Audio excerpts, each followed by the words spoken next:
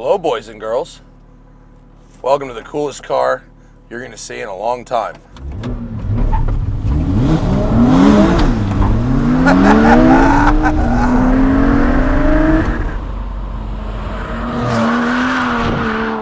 Welcome, everybody, to the RUF Rodeo, a car with an incredibly accurate name. This is a nutty piece of hardware. Okay, nutty. It is not a 911. It looks like a 911, but like all other current RUF products, the CTR Anniversary and the SCR, this is a carbon tub vehicle that only looked like a 964 till a 964 pull up.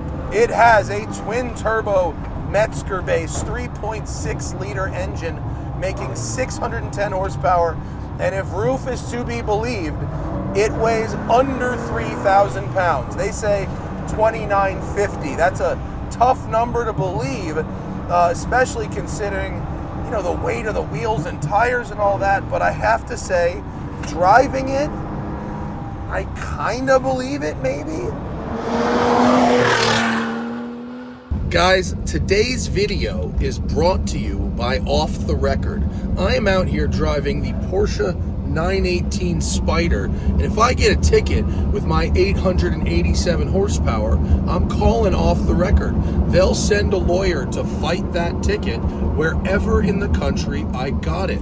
All I have to do is go to offtherecord.com/TST to get 10% off all legal services with Off the Record. Only suckers plead guilty, guys. Real drivers get Off the Record. Again, offtherecord.com/TST gets you 10% off all legal services from Off the Record. And now enjoy this video.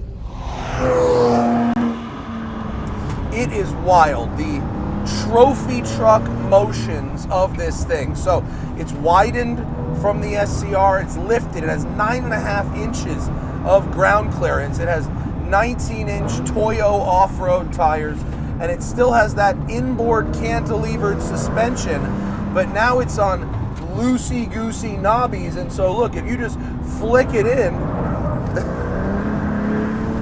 you can loosey-goosey swang this thing around all day, and it is a hell of a good time.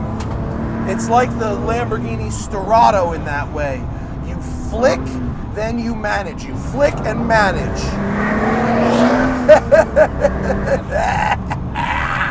Then, of course, these Ralph Lauren double RL interior with this insane saddle leather and these sort of Navajo style blankets. I don't want to be racially insensitive if I've gotten the wrong Native American tribe there, but it looks good as hell, folks. And then when you unleash the engine, it just roars back on its haunches and wakes up like a Godzilla. The air conditioning's not very good, so we have to drive with the windows down, okay? This, I was a little skeptical, okay? Why was I skeptical? I don't know. Because it looks weird. Honestly, because it looks a little weird. We're going to turn around, and don't worry, I'm going to get a little dirty in the back. Turning radius, frankly, not great. But you can just do that, and you're golden. And then look, second gear. Wow! Just a monster. I mean, think like 993 GT2 levels of acceleration, but with trophy truck-like body motions. The carbon buckets are a little strange still. I've never been quite able to get the correct seating position in these RUFs. I don't care. It's so light, it's so responsive.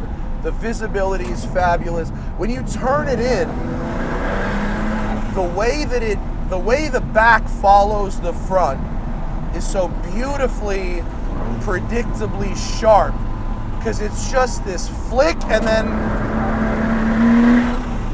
a flick followed by 5 degrees of counter steer, and that is the way through the corner. It is absolutely mental. Wow, the balance, the on-throttle balance when you're doing that fight it through the corner is an incredibly good time, folks. The only problem with this car is that it's so expensive. Even very rich people might not hoon it properly. They might be too concerned with investment value, and they should not be.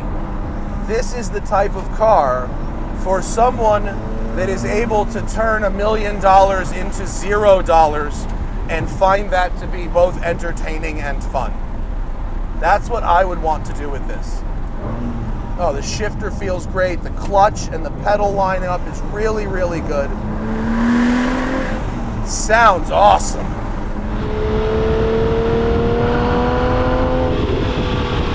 And again, to your eyes, it's like a 964, but in reality, it's actually something very, very different. Now, I'm about to have a little funsies here in front of the RUF representative. He doesn't know. I'm going to do a little funsies in the dirt. You have a touchscreen controller that shows your torque split and that you can then modify accordingly. So I have it set to a pretty heavy rear bias. It's like a 90-10 bias. And it's pretty good on tarmac, obviously. The car moves around, but it's a ton of fun. But the question is, like, what happens when you go onto the dirt? So the ride is really, really good here. This is nice. And then here's the flip.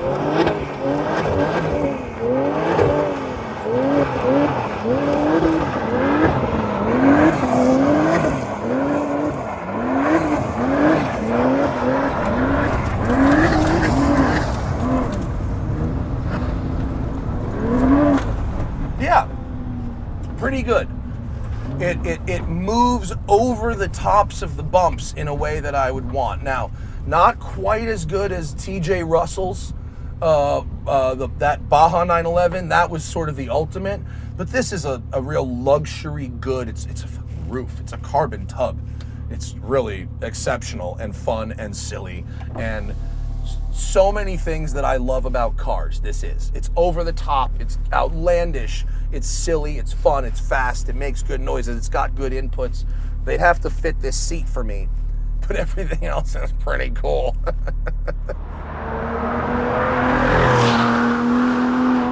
Woohoo! Wunderbar, or welcome to the Wunderbro. This is trophy truck meets 911 meets a diamond heist. I mean, because of the cost, and we'll get to that.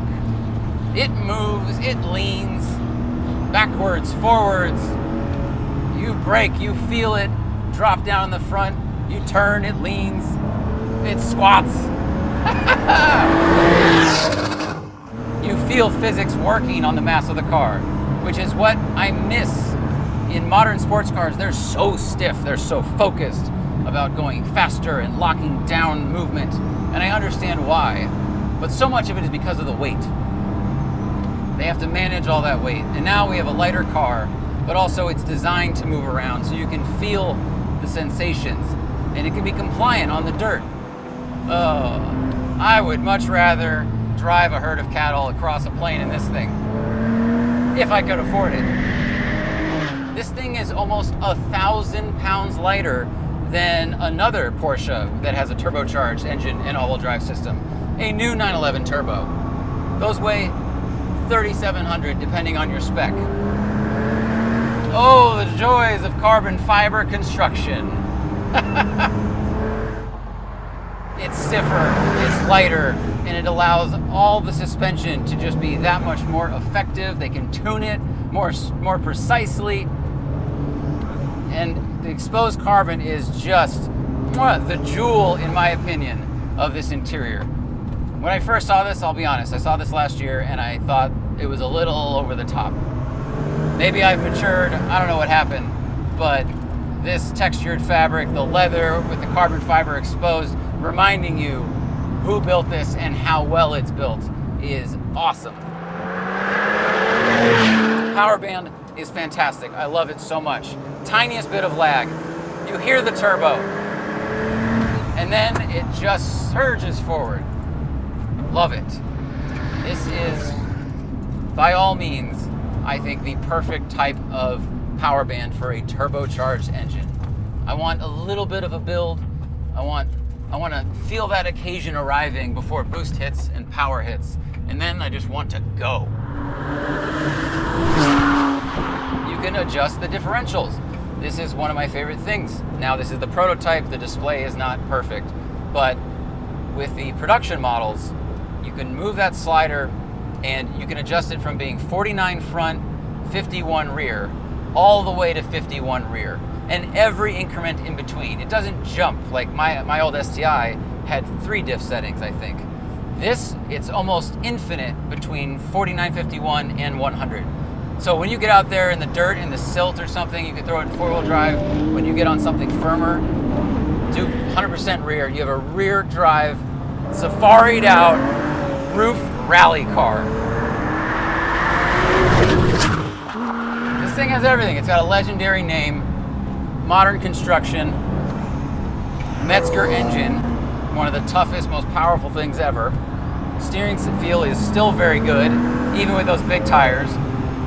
Shifter feels nice. Carbon brakes are awesome. Right amount of bite at the top, not too much. Negatives. Seating position's very weird. I wish the seat was tilted back a few degrees, and I wish this steering wheel came about 5 inches closer to my chest. It telescopes, but it goes from too far away to over the hill. I can't even see it anymore.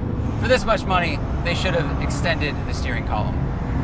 The competition in this space, well, it's fast, fierce, and cheaper. I mean, you can get a Dakar 911, a new one.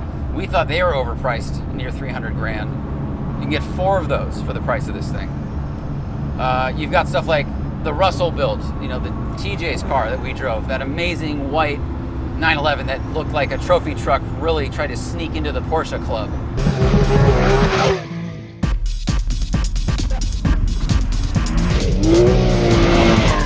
That was expensive and incredible, and it was half as much as this thing. This price is so high. I don't know what it costs to build a real pre-runner, like one you could race Baja in, but I think the people that buy these need to drive them off-road, and the problem is that they won't, because that group tends to be afraid of number go down, and they're worried about damaging something that's so expensive. And that's a shame, because you could pull off the highway onto your dirt ranch road, and you could get to your house in record time. So I tap the slider, so now it says 100% rear, right? Quite a difference. Sports car, lifted, donuts in the dirt. Oh, I'm headed to my garden, you know? Now, if it fits it, this is the consumer advice portion of this. If you're stupid rich, buy one. If you're not stupid rich, you probably shouldn't buy one. There's your consumer advice. Shout out to Alloy, Estonia, and Aloisa Roof. They are the best. Keep making cool stuff. See you later. And don't forget, always fight your tickets. Go to offtherecord.com/TST for 10% off all legal services from Off the Record.